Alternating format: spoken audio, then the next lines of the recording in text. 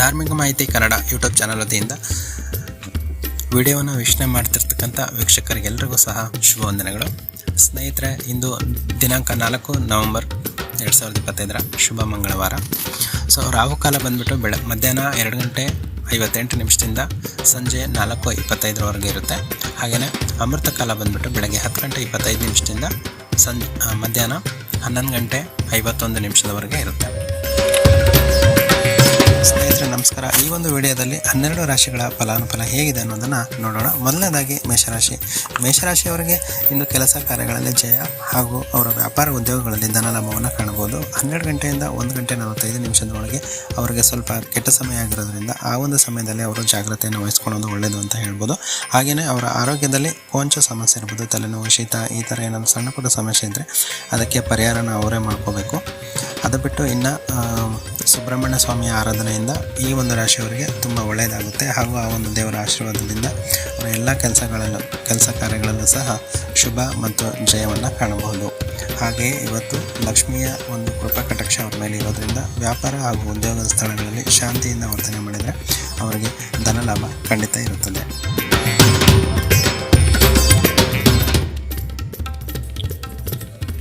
ಇನ್ನು ವೃಷಭ ರಾಶಿಯ ವ್ಯಕ್ತಿಗಳಿಗೆ ಇಂದು ಬುಧ ಹಾಗೂ ಗುರುವಿನ ಅನುಗ್ರಹ ಜಾಸ್ತಿನೇ ಇದೆ ಅಂತ ಹೇಳ್ಬೋದು. ಅಂದರೆ ಅದನ್ನು ನೀವು ಪಾಸಿಟಿವ್ ಥಿಂಕ್ ಮಾಡಿಕೊಂಡು ಪಾಸಿಟಿವ್ ಆಗಿರಬೇಕು. ನೀವೇ ನಿಮ್ಮ ಒಂದು ಕೆಲಸ ಕಾರ್ಯಗಳಲ್ಲಿ ನೆಗೆಟಿವ್ ಥಾಟ್ಸ್ ಮಾಡಿದ್ರಿ ಅಂದರೆ ನಿಮ್ಮ ಎಲ್ಲ ಕೆಲಸ ಮತ್ತು ಕಾರ್ಯಗಳಲ್ಲಿ ಅಡ್ಡಿ ಆತಂಕಗಳನ್ನು ನೀವೇ ತಂದ್ಕೊಂಡಂಗಾಗುತ್ತೆ.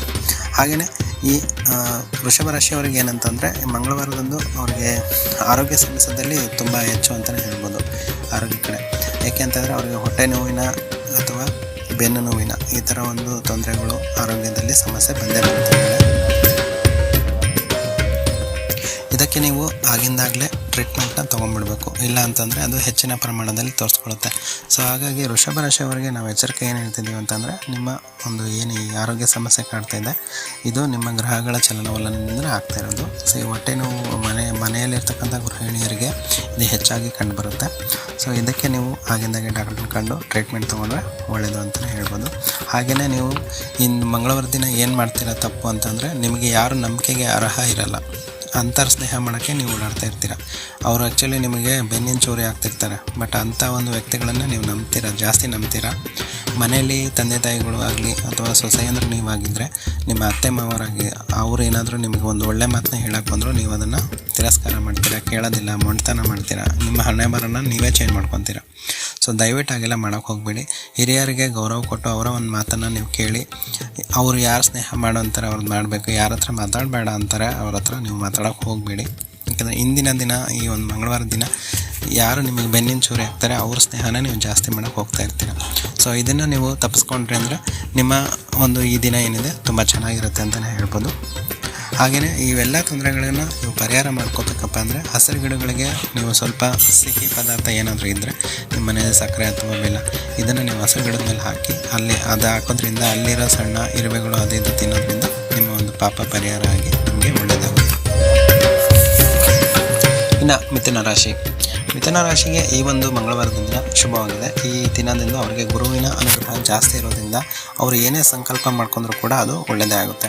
ಬಟ್ ಸಂಕಲ್ಪ ಮಾಡ್ಕೊಳ್ಳುವಾಗ ಮಿಥುನ ರಾಶಿಯವರು ತಪ್ಪಾಗಿ ಏನೂ ಮಾಡ್ಕೊಬಾರ್ದು. ಯಾಕೆಂದರೆ ಅವರು ಒಳ್ಳೇದು ಬಯಸಿದರೆ ಒಳ್ಳೇದಾಗುತ್ತೆ, ಕೆಟ್ಟದಾಗುತ್ತೇನೋ ಈಗ ಒಂದು ಕೆಲಸ ಆಗುತ್ತೋ ಇಲ್ಲೋ, ನನ್ನಿಂದ ಯಾರಾದರೂ ಬಂದು ಹಾಳು ಮಾಡ್ತಾರೇನೋ, ಈ ಥರ ನೀವು ತಪ್ಪಾಗಿ ಯೋಚನೆ ಮಾಡ್ಕೊಂಡು ತಪ್ಪಾಗಿ ಸಂಕಲ್ಪ ಮಾಡ್ಕೊಂಡ್ರಿ ಅಂದರೆ ನಿಮ್ಮ ಕೆಲಸಗಳಲ್ಲೂ ಸಹ ಅದು ತಪ್ಪಾಗೇ ಆಗುತ್ತೆ. ಸೊ ಆದ್ದರಿಂದ ನೀವು ಪಾಸಿಟಿವ್ ಆಗಿ ಯೋಚನೆ ಮಾಡಿ, ನಿಮ್ಮ ಈ ಕೆಲಸ ಒಳ್ಳೆಯದಾಗುತ್ತಪ್ಪ, ನನಗೆ ನಾನಿಂದು ಏನು ಕೆಲಸ ಕೈ ಹಾಕಿದ್ದೀನಿ ಇದು ಕರೆಕ್ಟ್ ಆಗುತ್ತೆ, ಮಾಡ್ತೀನಿ ನಾನು ಅಂತ ನೀವು ಅಂದ್ಕೊಂಡ್ರೆ ನಿಮ್ಮ ಎಲ್ಲ ಕೆಲಸ ಕಾರ್ಯಗಳು ಸಹ ಸುಗಮವಾಗಿ ಸಾಗ್ತವೆ ಅಂತಲೇ ಹೇಳ್ಬೋದು. ನೀವು ಎಲ್ಲ ಕೆಲಸಗಳನ್ನು ನೀವು ಧೈರ್ಯವಾಗಿ ಮಾಡಿ, ನೀವು ಕೈ ಹಾಕಿದ ಕೆಲಸಗಳಲ್ಲಿ ಸಕ್ಸಸ್ ಅಂತೂ ಗ್ಯಾರಂಟಿ ಇದ್ದೇ ಇರುತ್ತೆ. ಹಾಗೆಯೇ ಇವತ್ತು ನಿಮಗೆ ಧನಲಾಭ ಇರುತ್ತೆ. ಧನಲಾಭ ಬಂದು ನೀವು ಹೊರಗೆ ಹೋಗಿ ಕೆಲಸ ಮಾಡಿದರೆ ಅಷ್ಟೇ ಅಲ್ಲ, ಯಾವುದೋ ಒಂದು ರೂಪದಲ್ಲಿ ನಿಮಗೆ ಧನಲಾಭ ಆಗೇ ಆಗುತ್ತೆ. ಸೊ ಅದು 1 ರೂಪಾಯಿ ಆಗಿರ್ಬೋದು, ಲಕ್ಷ ರೂಪಾಯಿ ಆಗಿರ್ಬೋದು, ಒಟ್ಟು ನಿಮಗೆ ಹಣ ಇವತ್ತು ಸಿಗುತ್ತೆ.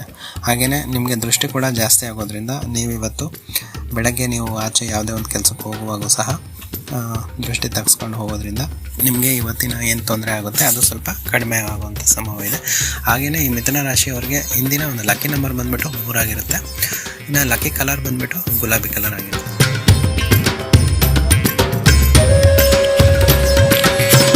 ಕಟಕ ರಾಶಿಯ ವ್ಯಕ್ತಿಗಳಿಗೆ ಇಂದು ಸ್ವಲ್ಪ ವಿದ್ಯಾಭ್ಯಾಸದ ಕಡೆ ಗಮನ ಕೊಡಬೇಕು. ಯಾಕೆಂದರೆ ಸ್ಟೂಡೆಂಟ್ಸ್ ಆಗಿದ್ದರೆ ನೀವು ಓದೋದ್ರ ಬಗ್ಗೆ ಜಾಸ್ತಿ ಗಮನ ಕೊಟ್ಟರೆ ಒಳ್ಳೆಯದಂತ ಹೇಳ್ಬೋದು. ಕಟಕ ರಾಶಿಯವರು ಆಲ್ಮೋಸ್ಟ್ ಅಷ್ಟೊಂದು ವಿದ್ಯೆ ಹತ್ತೋದಿಲ್ಲ ಅವರಿಗೆ. ಸೊ ಯಾಕೆಂದರೆ ಅವರು ಓದೋದನ್ನ ಅಷ್ಟೊಂದು ಇಷ್ಟಪಡಲ್ಲ. ಬಟ್ ಅವ್ರ ನಾಲೆಡ್ಜ್ ಜಾಸ್ತಿ ಇರುತ್ತೆ, ವಿದ್ಯೆ ಇರಲ್ಲ, ಬುದ್ಧಿ ಜಾಸ್ತಿ ಇರುತ್ತೆ ಅವರಿಗೆ. ಇಂದಿನ ದಿನ ನಿಮಗೆ ಆರೋಗ್ಯದ ಬಗ್ಗೆ ಸ್ವಲ್ಪ ಗಮನ ಕೊಡಬೇಕು ನೀವು. ಏಕೆಂದರೆ ಶೀತ, ತಲೆನೋವು ಈ ಥರ ಸಣ್ಣ ಪುಟ್ಟ ಕಾಯಿಲೆಗಳು ನಿಮಗೆ ಬಂದೇ ಬರುತ್ತೆ. ನೀವು ಅದನ್ನು ಇಮಿಡಿಯೇಟಾಗಿ ಸರಿ ಮಾಡ್ಕೋಬೇಕು. ಏನಾದರೂ ಕಷಾಯ ಕುಡಿಯೋದ್ರಿಂದ ಸ್ವಲ್ಪ ಕಡಿಮೆ ಮಾಡ್ಕೋಬೋದು. ಅದನ್ನು ಬಿಟ್ಟರು ಇನ್ನು ಡಾಕ್ಟರ್ ಹತ್ರ ಹೋದ್ರೂ ನಡೀತೈತೆ. ಇಲ್ಲ ನೀವು ಮನೇಲೇ ಇದ್ದೀರಾ, ಇಲ್ಲಿ ಹೋಗೋಕ್ಕಾಗಲ್ಲ, ವಯಸ್ಸಾಗಿದೆ ಅಂತ ಏನಾದರೂ ಅಂದರೆ ಕಷಾಯ ಮಾಡ್ಕೊಂಡು ಕುಡಿಯೋದ್ರಿಂದ ನಿಮಗೆ ಈ ಎಲ್ಲ ಆರೋಗ್ಯ ಸಮಸ್ಯೆಗಳು ಪರಿಹಾರ ಆಗ್ತವೆ. ಅದು ಇವತ್ತಿನ ದಿನ ಮಾತ್ರ. ಹಾಗೆಯೇ ನೀವು ಇವತ್ತೇನಾದರೂ ವರ್ಕ್ ಮಾಡ್ತಿದ್ದೀರಾ ಅಂದರೆ ಅದನ್ನ ಫುಲ್ ಡಂಗುರ ಹೊಡ್ಕೊಂಡು ಕೆಲಸ ಮಾಡಬೇಡಿ. ನೀವೇನು ವರ್ಕ್ ಮಾಡ್ತಿದ್ದೀರ ಅದು ನಿಮಗೆ ಗೊತ್ತಿದ್ದರೆ ಸಾಕು.